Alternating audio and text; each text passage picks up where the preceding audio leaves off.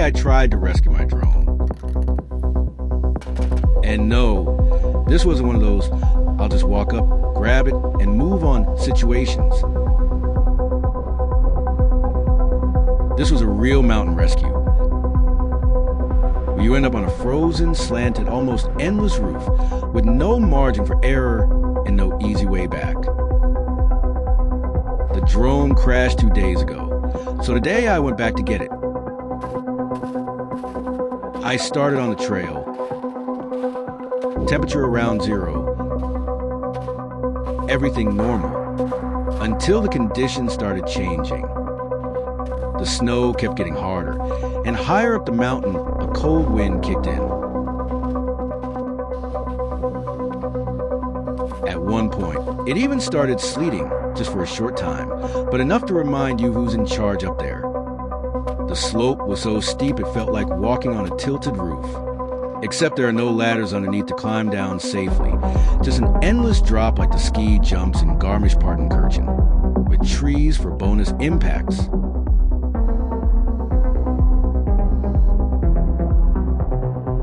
And at that point, the drone stopped being a problem.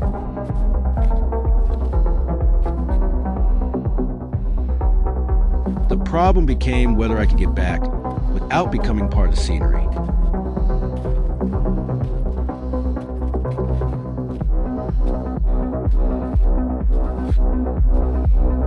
The snow was completely frozen.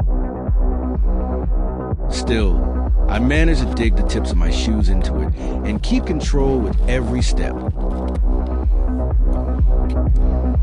That's where the Hoka 3 GTX really proved themselves.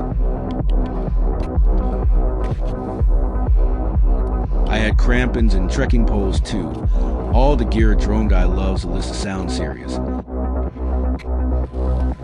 But here's why I didn't use the crampons. At first, the snow was soft and deep, and crampons would have given me a false sense of security. Later, when everything turned to ice, I didn't have a safe, flat spot to put them on. I was constantly on the slope with no stable place to stand, and trying to put crampons on in that situation would have been more dangerous than helpful.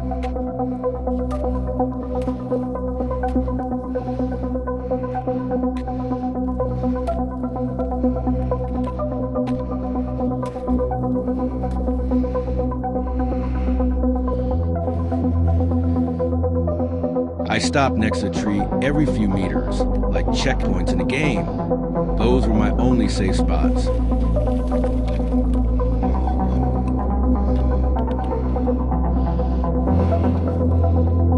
But between them, high-risk zones.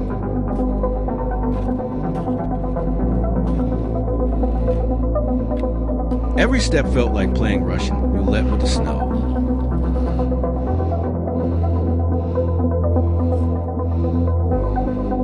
And yeah, this part doesn't show up in my drone videos, but every shot requires this kind of nonsense.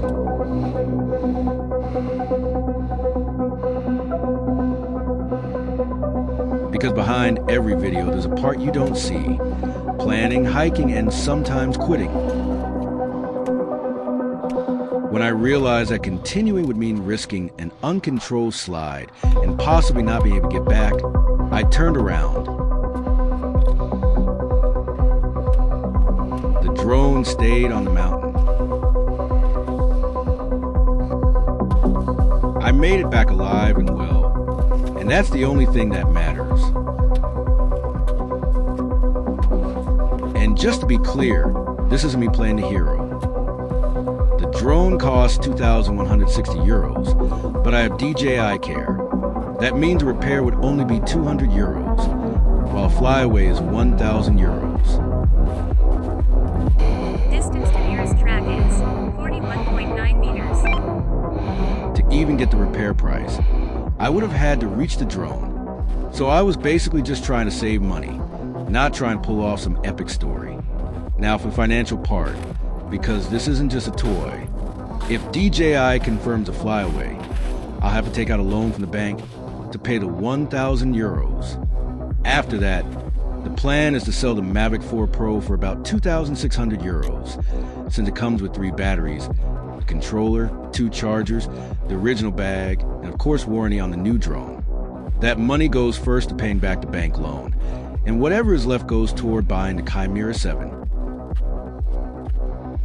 And yeah, that brings us to the most important news. The next flight will be with the Chimera 7. If that doesn't interest you and you don't want to watch my videos anymore, feel free to unsubscribe. No drama, no hard feelings.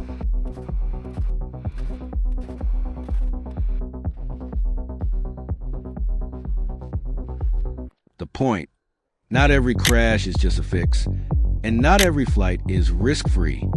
Sometimes a smart move is to quit instead of proving something. Safety always comes first, even when your ego is pushing you forward.